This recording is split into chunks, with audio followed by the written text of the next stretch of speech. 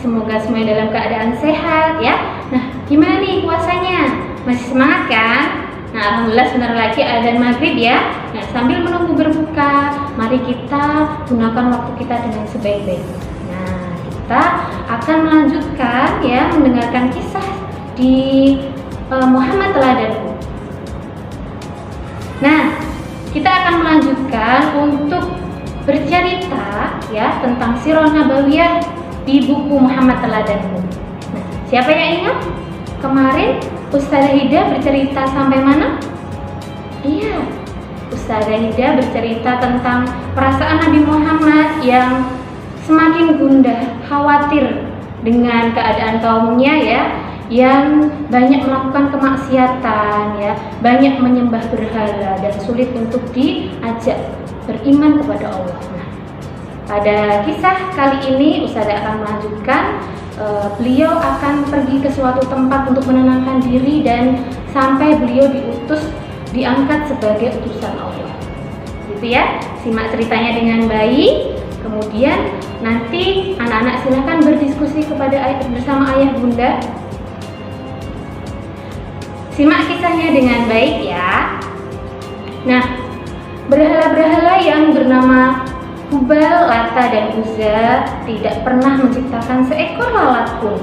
Bagaimana mungkin mereka akan mendatangkan kebaikan bagi manusia? Demikian Nabi Muhammad berpikir. Heran dengan manusia yang mereka senang sekali menyembah berhala yang bahkan tidak bisa menciptakan seekor lalat pun, ya, bergerak saja tidak bisa.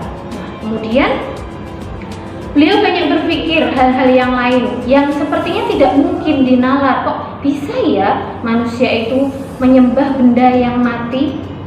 Demikian, Muhammad tidak mencari kebenaran dari kisah-kisah lama atau tulisan para pendeta. Dia mencari kebenaran lewat alam. Dia mengasingkan diri dari keramaian. Nah, akhirnya beliau pergi ke sebuah gua untuk menenangkan diri. Namanya Gua Hira ya. Nah, kemudian beliau merenung. Di dalam gua beliau merenung betapa sia-sianya hidup manusia. Waktu terus berlalu, sementara jiwa-jiwa rusak karena dikuasai berhala-berhala yang sesungguhnya tidak mampu melakukan apapun.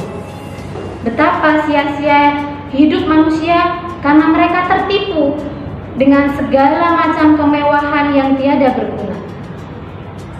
Nah, Nabi Muhammad sangat heran dengan hal itu. Kenapa manusia bisa berpikir seperti itu? Nah, Solih Salihah, beliau mengasingkan diri seperti itu beberapa hari, setiap bulan, dan sepanjang bulan Ramadan. Semakin lama, jiwanya semakin matang dan semakin berisi penuh.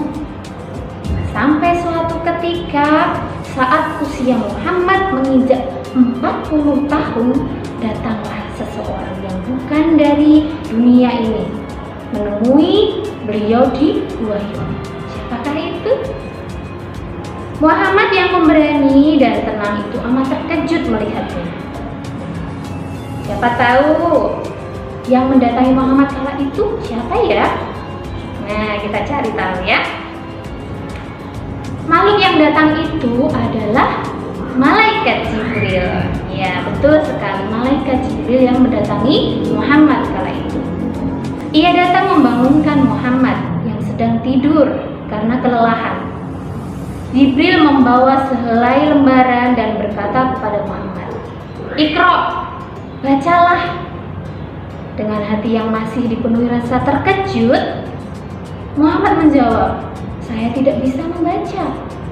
Kemudian Malaikat Jibril mendekat sehingga Muhammad menjadi lemas. Jibril melepaskan dekapannya, lalu berkata, "Iqra, bacalah."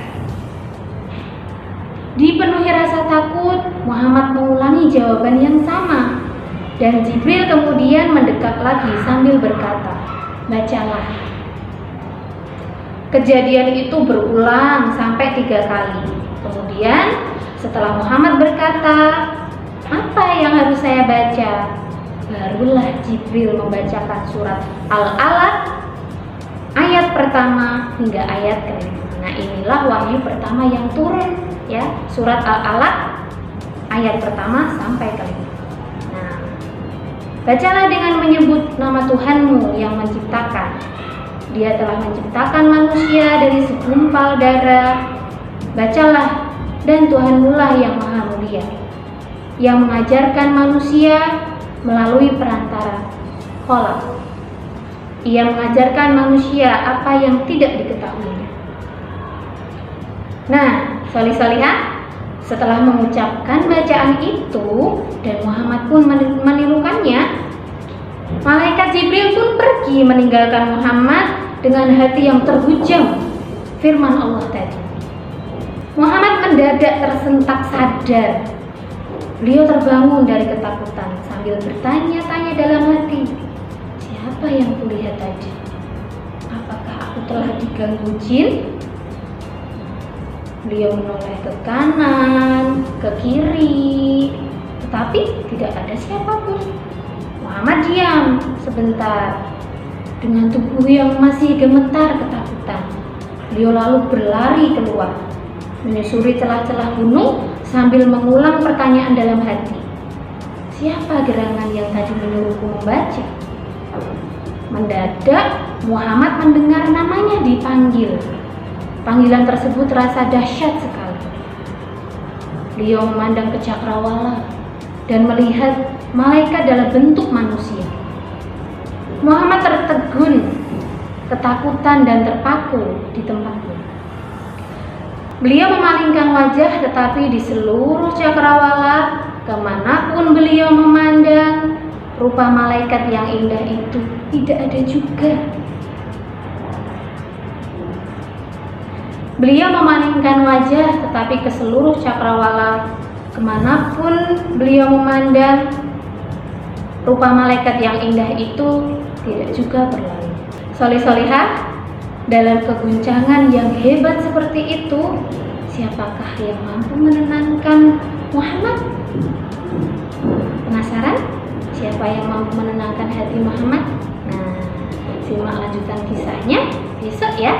Silahkan solih-solihah hari ini. Semoga solih-solihah bisa mengambil hikmah dari kisah hari ini dan bisa mengambil pelajaran baiknya.